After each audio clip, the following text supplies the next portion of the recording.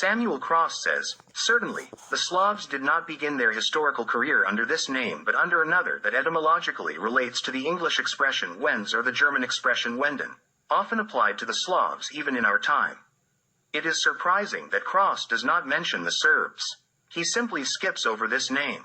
Then he says that the name Slavs first appeared 550 years ago. Regarding the Sarmatians from Pannonia, Cross states, these Sarmatians were later recognized to be Wends, meaning Slavs. That the Slavs ethnically are Serbs was known, and many foreign writers had reached this conclusion. Lavis and Rambo say, the Slavs called themselves Serbs. This approaches the form of the name Spori, quite common among Byzantine writers. This word expresses the idea of a people, a nation. The oldest forms of the Slavic name are Slavani, Sloveni, and Slovaci. The same writers have come to the conviction that the Slavic name expanded in its present sense only in the 9th century.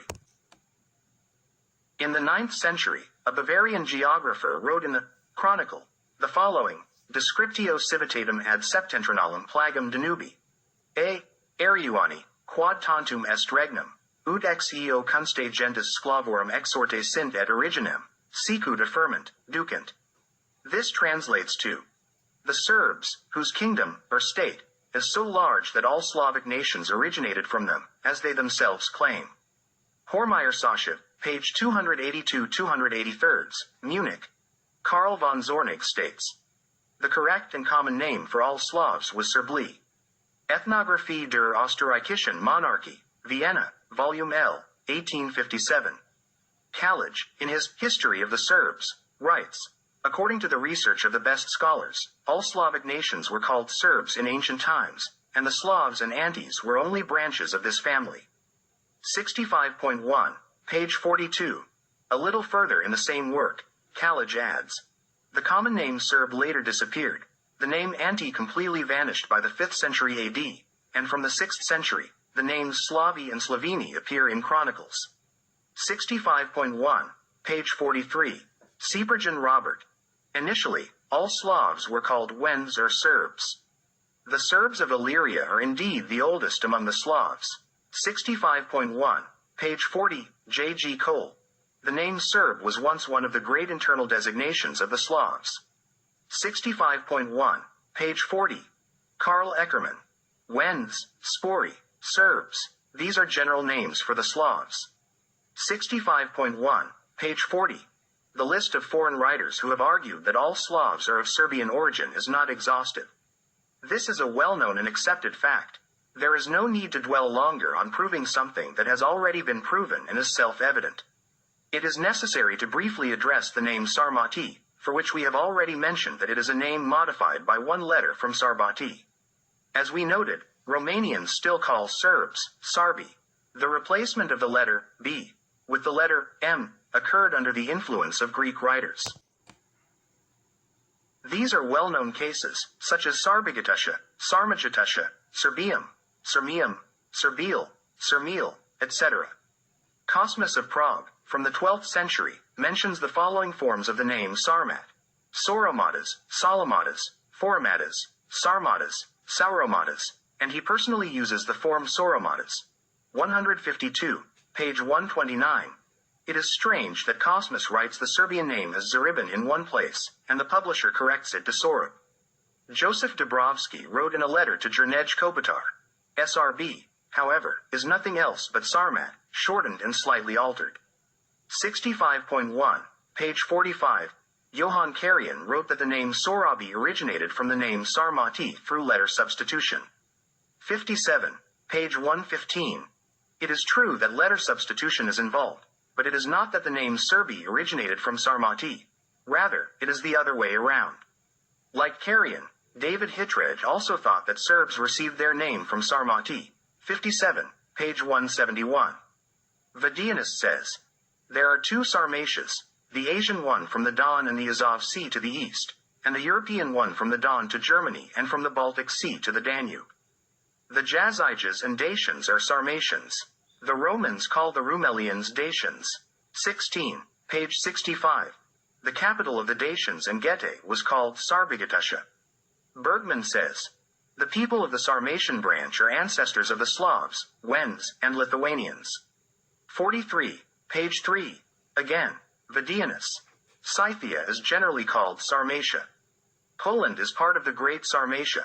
16, page 66. For the Illyrians, Vadianus says they are vulgarly called Slavs. 16, page 56. Robert Latham says, by the name Sarmati, we encompass the Lithuanians and Slavs. The name Sarmati is better than other names. 117, page 535.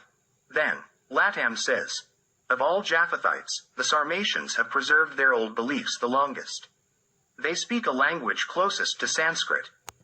Cyprian Roberts says, the book, Mater Verborum, really states that the indigenous inhabitants of Sarmatia were Serbs.